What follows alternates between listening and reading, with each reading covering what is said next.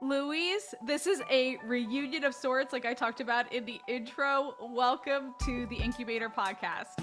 Thank you, my friend Gina. It's so wonderful to reconnect with you and just share the space and this energy. Thank you for having me.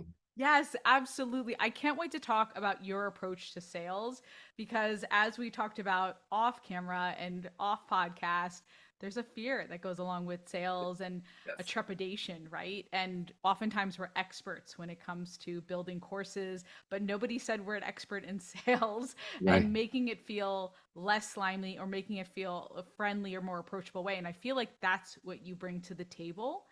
So, first and foremost, I want to talk about personalizing your approach when it comes to sales. Like you talk about this, and I know that this is kind of your bread and butter. What do you mean by that? What do you mean by personalizing your approach? And then how the heck do we do it? Yeah. When I think about the approach that people have or the relationship that they have with selling, when I think about course creators, subject matter experts, folks that have spent years in their field and in their industry doing what they do best and are now trying to pay that forward by sharing that knowledge, right? That's your wheelhouse and that's your domain. And then when they start this journey, whether they connect with a business like yours or some of the folks that we follow in the online space, they start to go down this path of creating the course and then going down the email automations and the social media marketing. And they do all the things and they see the results, but they are never quite satisfied with their revenues. They're never quite satisfied with conversion rates or the investment they might have made in advertising. And that's because a lot of these programs, and I love them and I've taken them all to success in my own business. I love all Mm. my coaches and teachers and mentors on this journey. But there's a recognition and acknowledgement sort of in their approach of the fact that you don't want to sell. You don't want to put yourself out there. You don't want to lose face. You don't want to say the wrong things. You don't want to be sleazy or pushy. And there's also this recognition that people don't want to be sold to. They don't want someone blowing up their phone in their inboxes, et cetera. And so we've adopted these sort of marketing skills without really investing in our sales skills. And so we're leaving massive opportunity on the table, but also there are so many people that need us that never hear from us because we've never tapped their shoulder. Okay, so if there's so many people that need us and we never tap their shoulder, and also there's this kind of push and pull, Yeah. right? How do we effectively tap on their shoulder then? What's the better way to do it? Yeah, so let's just acknowledge that there's this human relationship, this human interaction that's missing from automations, right? Okay. As much as you Sure. personalize your messages, you can drop the GIFs, you can drop the emojis, you can do all the things, tell the story. I'm big on emojis for sure, right? I love them, I do. And so, that's all wonderful, but gosh, there's just this element of the buying experience online where it's like everything happens over a screen. I see all these really beautiful curated messages and photos and things along the buying journey, the checkout cart, the next step, the next step. But in the whole process, I never got to interact with the person. I Hmm. never got to ask a question, Okay. right? And Right. there are actually probably people that never bought from you because they didn't know how to ask a question or didn't have an opportunity or they didn't feel that like human touch and human element. And so there are some ways that you can take what you're already doing. Let's look at some of your nurture sequences to start, for example.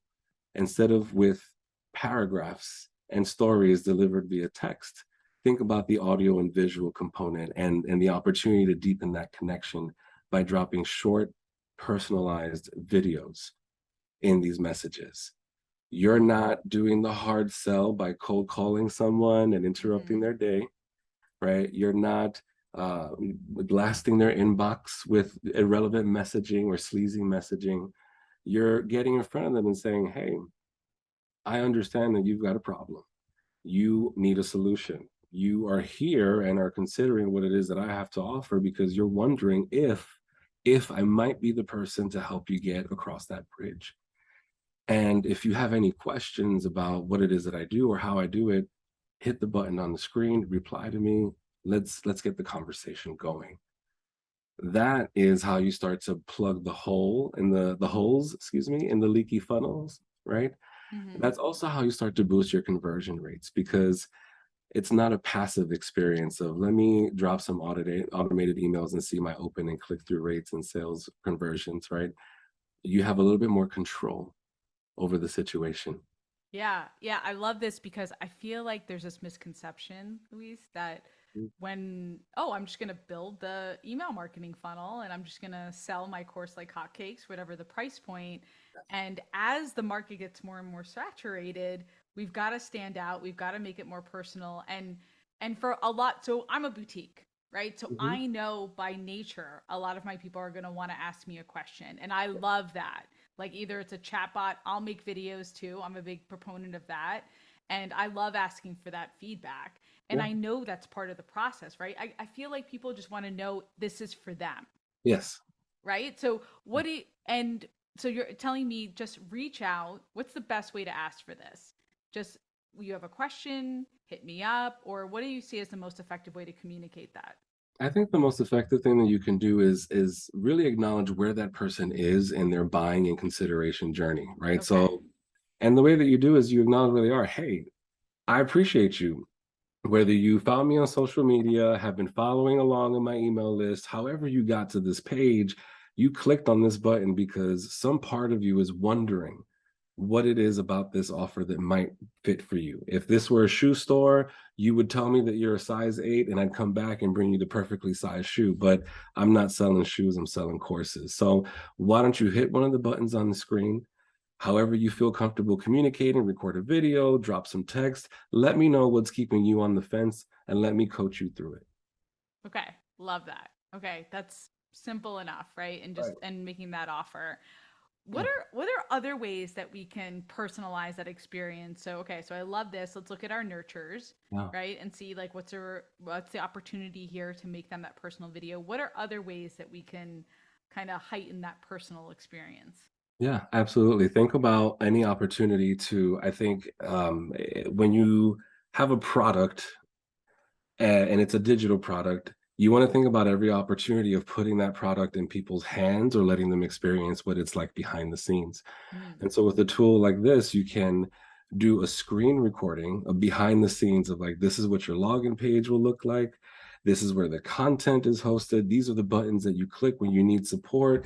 This is where you'll find information on our office hours. Here are some case studies. Here's a resource library, right? That just helps the customer visualize themselves in the space, seeing success with your product, seeing success by taking your course and going through your program and understanding visually, right, what it is that's up ahead for them. Not just a bullet point list of the syllabus of the program, but like really what it's like to be within the program.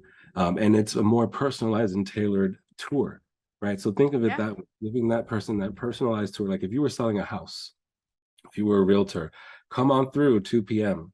and I'm going Yeah. to show you the whole house. Come stand by the pool. Come look out the window. Look at that pretty tree. Isn't it Mhm. perfect for a tree house? Right? Like that's the experience that you're creating when you do that. So what I love about this is a lot of times I'm guilty of this as anyone. I'm like benefit billets, benefits, tell them what they're going to get, right? What's the emotion we're going to bring to it? But also don't just sometimes people just want to walk the house like you said, right? They want to see the furniture, they want to feel it. What are they walking into? What's the expectation? And Yeah. do you find that that is big in conversions or that's what people want to see? Yes, when I at this present moment, as of the recording of this, have taken a pause on my online group coaching program, the Sales Mm. Huddle. But this is definitely, one of the ways that when people would fill out the application, we do the call, we do the consultation. If they were still on the fence about this, I would literally take them through the entire sort of walkthrough. So I'm really hands-on in the way that I'm not afraid to sell because I've been selling for years, right? Yeah. But Yeah. I also am really cognizant as a buyer. I hate cookie cutter experiences, right? Okay. Like Yeah. you won't see me spend $1,000 on, a Louis Vuitton bag. I will, however, spend $1,000 on a bespoke bag that was tailored for me, my Ah, okay. colors and threadings and things, right? And because I'm that type of buyer, I cater to that type of buyer in my process as well. So I want you to feel like when you work with me, you're working with me. You're not Yeah. just buying into a program where you see my face and then you never see me again. Yeah. Yeah. I hear you. And I'm a proponent of that because again, I have a boutique business, right? So and you must be that kind of buyer online, right? So if you're Yeah. looking for a sales page, are Yeah. you looking how am I going to get some kind of custom feedback on this before I buy? Is that what you're Yeah. looking for? Yeah. I no longer just buy into programs. I buy into programs that also include like a, hey, we'll review your sales page for you, or Mhm. we're going to, right, like that is so important to me if I'm going to spend, money in the thousands. I need some kind of human touch to what it is that I'm doing. Which I think is so important these days. Like that's what sets you apart. So Yes. and that's what and especially when you're starting out, right? And that's what helps you rise above the rest. Yes. One thing you talk about is making the buyer the hero. Yes. So, how I think we're doing that, but we're not. So, what does that mean to you, making them the hero? Yeah, this is something that I learned when I was doing enterprise level tech sales, meaning I was working on multi-million dollar deals with Fortune 500 companies, and I had to talk to multiple people, go through all the hurdles, the red tapes, and all the approvals to get these deals through. And the apple fell on my head one day because I was that good boy trying to hit up everybody, love up on everybody. But then I realized that I needed to align myself with one person, and I needed to understand what was in it for them. Mhm. In order for that person to push my deal through, to try to persuade their bosses and their senior level executives to sign off on this, I had to make them look good. I Yeah. had to make them the hero. I Right. had to equip them with all the things that they needed to look good in front of their team and to bring a winning approach or strategy. So it wasn't about me selling me or the product. It was about helping that person sell themselves and succeed at what they do. And so when I think about my approach to teaching online, to consulting or anything or any of the work that I do, I look at, how can I make you, Gina, the hero in the story here? If you come to me and you say, I've got a problem with my revenues, I see this dip, I see this flaw, et cetera. Great. I've got to make you look good because you have a team depending on you. You've got holidays coming up, you got vacations coming up. I got to make sure that you are the hero in this narrative because we can't have you losing sleep anymore. And when I approach it that way, as opposed to being overly preoccupied with numbers and goals and conversion rates, right? When I focus on the human aspect of what I'm doing, the revenues are earned. Right. And everyone will tell you sales is a numbers game. I think that sales is an exchange of emotion. And more than anything, it's a mindset shift with yourself. Mhm. Yeah, I love that. So, you are on one-on-one, right? You're in the room with these guys trying to figure out what do they really need to make them the hero, and how do we do that when we're not in the room, right? How do we do that? Because I think we're in a vacuum a lot of times when we're creating our course, and trust me, up in the validation, I'm like, you got to validate the heck out of these people. Get on the phone. Like I'm old school. Get on a phone call. Yeah. Is that what you suggest? Like, how do we figure out what they need? Yeah. I think that let's consider the price point of your program. Mm-hmm. I would say Okay. that anything under 1,000, Yeah. you might be able to get away without inviting people into the room, so to speak, right? You Okay. might be able to get away with the automations, et cetera. And I'm sure that there are some listeners nodding their head right now in agreement, and possibly a few in disagreement, but hear me out on this one. When we start to have a price tag that includes four figures, when we start to include a comma, that raises the cortisol levels in our brains and everything, right? Like all of a sudden we're like, wait, wait, wait, wait, wait. This is gonna hit the pocket for real, right? This isn't just a cute little, this requires consideration. I have to really sit down with this. I gotta look at my numbers, I gotta consult the spouse, I gotta think about this, I gotta, right?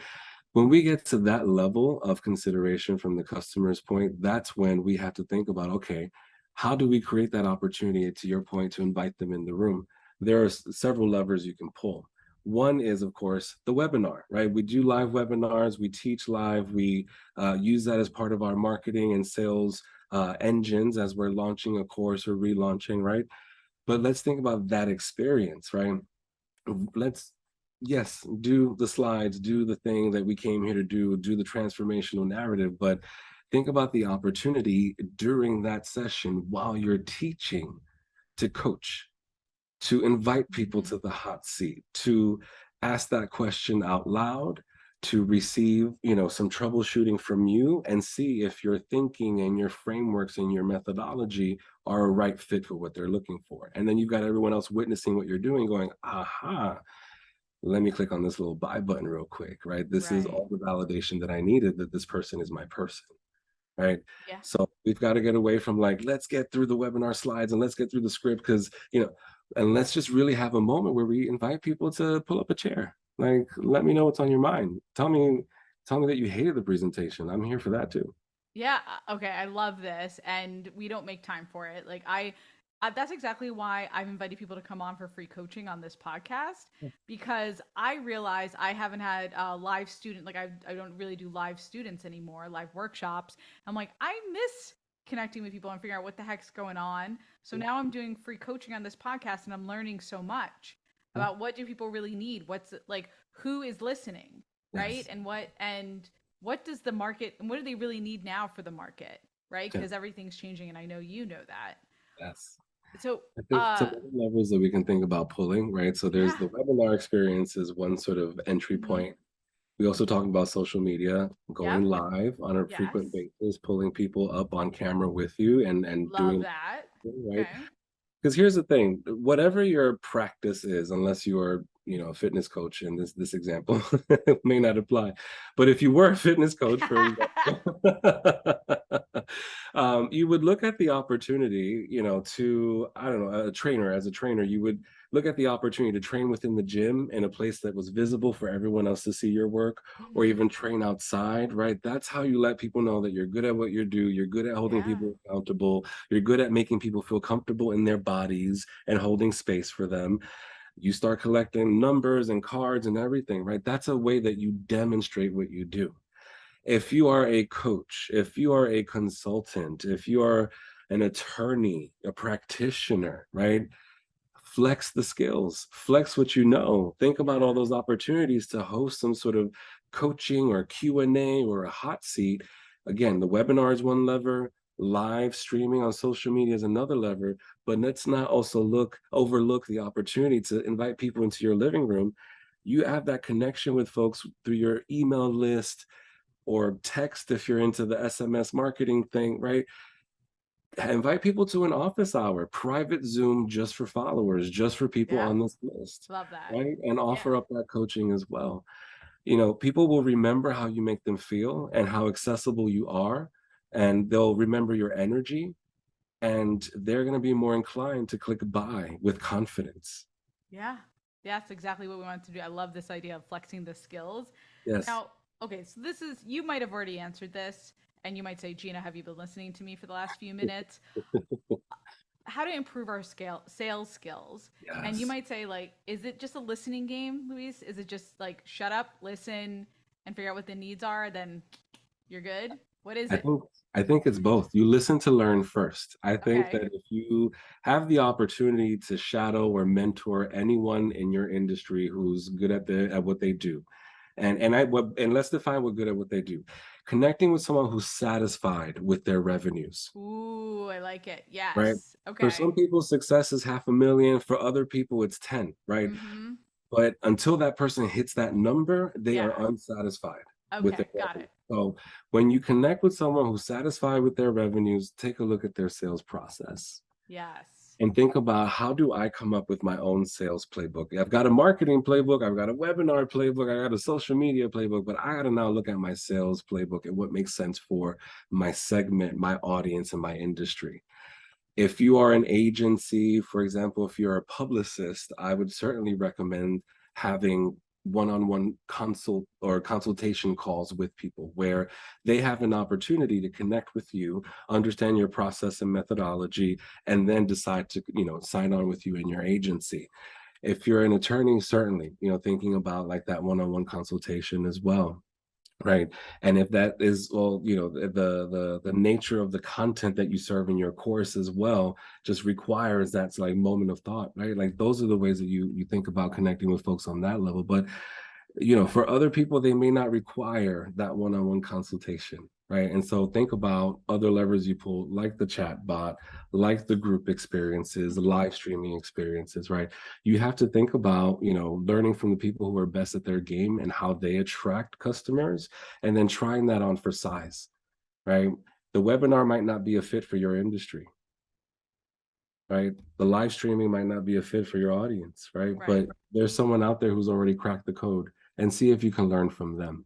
Yes. And That's great. Oh, sorry. Go ahead. no, sorry. Getting excited here, getting excited. I like Uh, it. because I'm all about action, right? Because the thing is, like, you spend a moment listening to learn and understanding the nuance of your industry and how people prefer to buy. Then you try it on for size, right? The only way you get good at sales is through practice. I always say you're going to screw up the first 99 calls. You're not going to get it right until your 100th call. Right. So hurry up and mess up those first 99, honey. Let's get to it. Yeah. No, I love that. And it's same with chatbot too. Do you Yeah.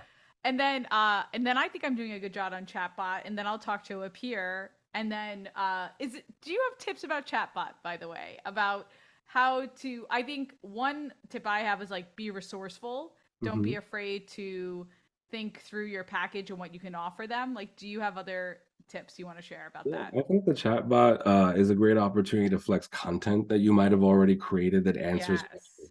Okay. right? Because the thing about someone who is engaging with you in a chatbot is that they are inquisitive and exploratory in nature because of the way that they engage with you, but they don't necessarily want to have too much engagement with a human. And so if you can point them to any Yeah. resource, right, you got to meet people where they are, Right, right? right. Maybe they're introverts, right? Or they don't Exactly. want to get on a call or something. Okay, I'm with you. Yeah. Exactly. You got to serve up people what they want and how they prefer it, right? And Yeah. that's why you go through these exercises of offering these different ways of engaging with you. And so with the chatbot, certainly flex your content. I would say bullet points over paragraphs, right? And don't be Okay. afraid to just ask clarifying questions. I think the most important Mm. thing about selling is that you're actually not selling. Right. What you're doing at the end of the day is you're trying to learn from the customer and then consult them. So, what brought you here today? How did Okay. you learn about us? What is it about my program that piqued your interest? How long have you been researching programs? Um, what are you looking for in the ideal program for you? Do you need, self-paced learning? Do you need office hours? Do you need group coaching or challenges, right? By asking just those sort of like clarifying questions, that helps that person even assess. Maybe they even think about these things and go, well, yeah, actually, that is important to me. And actually, now that you asked the question, I realize that you offer this. I actually, we're good to go. Where's the buy button? Yeah.